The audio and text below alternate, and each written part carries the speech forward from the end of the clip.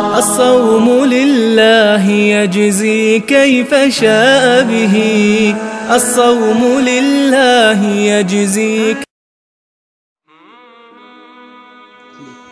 نحمده ونصلي على رسوله الكريم اما بعد بسم اللہ الرحمن الرحیم معزز خواتین و حضرات السلام علیکم ورحمۃ اللہ وبرکاتہ۔ میں آپ کی خدمت میں حاضر ہوں پروگرام سنہری باتوں کے ساتھ، اور آج کی اس مجلس میں حق وراثت کے متعلق کچھ بنیادی باتیں انشاءاللہ آپ کے گوش گزار کریں گے۔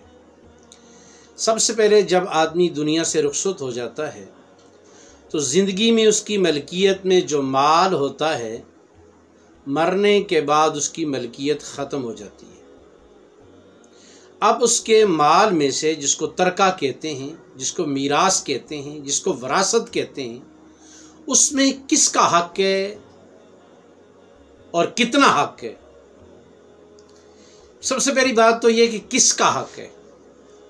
مرنے والے کے مال میں سب سے پہلے تو مرنے والے کا اپنا حق ہے کہ مرنے والے کے مال میں سے اس کے کفن کا، دفن کا، تجہیز و تکفین جس کو کہتے ہیں، یہ سارے انتظام مرنے والے کی ترکے سے کرنے ہیں۔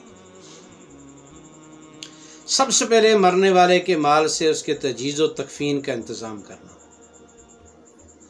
اگر اس کی تجہیز و تکفین سے مال بچ جائے گا، اس کے بعد دیکھا جائے گا کہ مرنے والے پر قرض ہے یا نہیں۔ لیکن ایک بات یاد رکھنا، تجہیز و تکفین سے مراد غسل ہے، کفن ہے، دفن ہے۔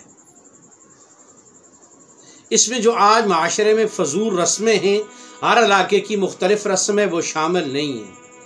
مرنے والے کے مال میں جو تجہیز و تکفین ہے، اس میں جو اس کو غسل دینے کے لیے جس سامان کی ضرورت ہے وہ اس کے ترکے سے خریدا جا سکتا ہے۔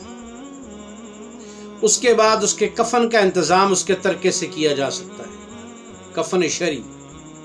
اور اس کے بعد اگر فرض کرو لوگ رفاعی طور پر قبر نہیں کھودتے، رضاکارانہ طور پہ قبر نہیں کھودتے، کہیں قیمتاً قبر کھدوانی پڑتی ہے، اور کسی جگہ پہ جگہ بھی قیمتاً لینی پڑتی ہے۔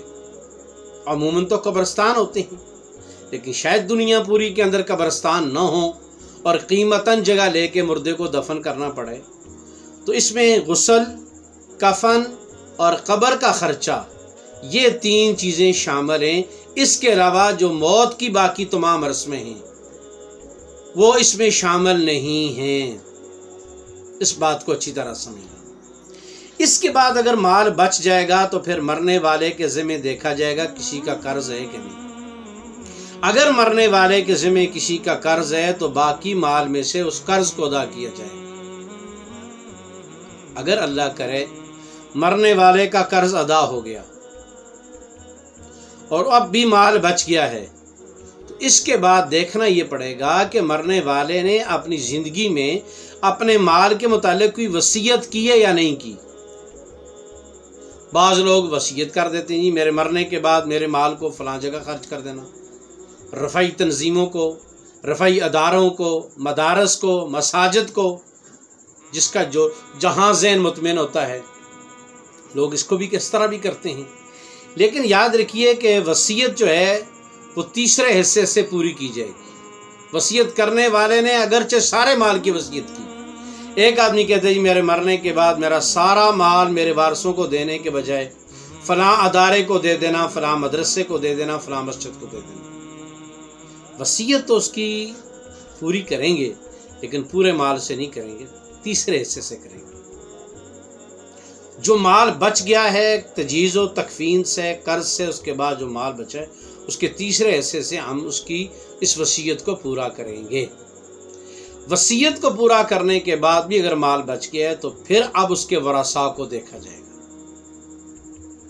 اب ورثاء کے بارے میں کوئی طے شدہ اصول تو ہے نہیں ہے کہ جی ورثاء کو اس طرح دیا جائے گا۔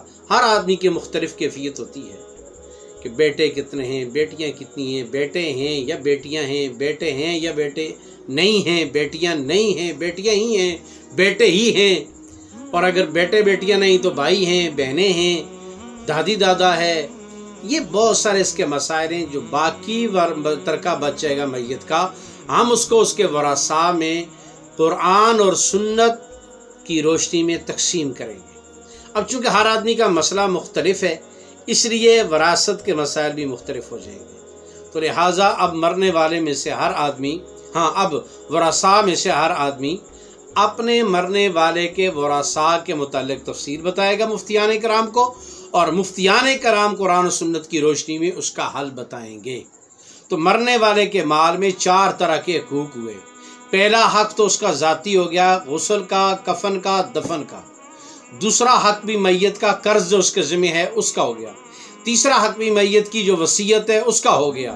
اب ان 3 حقوق کے بعد جو مال بچے گا وہ ورثاء میں تقسیم ہوگا۔ تو اس کے بعد جو ورثاء کی تفصیل ہے وہ ہر آدمی کی الگ ہے، وہ اپنے اپنے ورثاء کی تفصیل وہ اپنے اپنے مقامی مفتیوں کو بتا کر ان حضرات سے مسئلہ پوچھ کے عمل کر سکتا ہے۔ اللہ تعالیٰ کے انہیں سننے سے عمل کی توفیق نصیب فرمائے۔ السلام علیکم ورحمۃ اللہ وبرکاتہ۔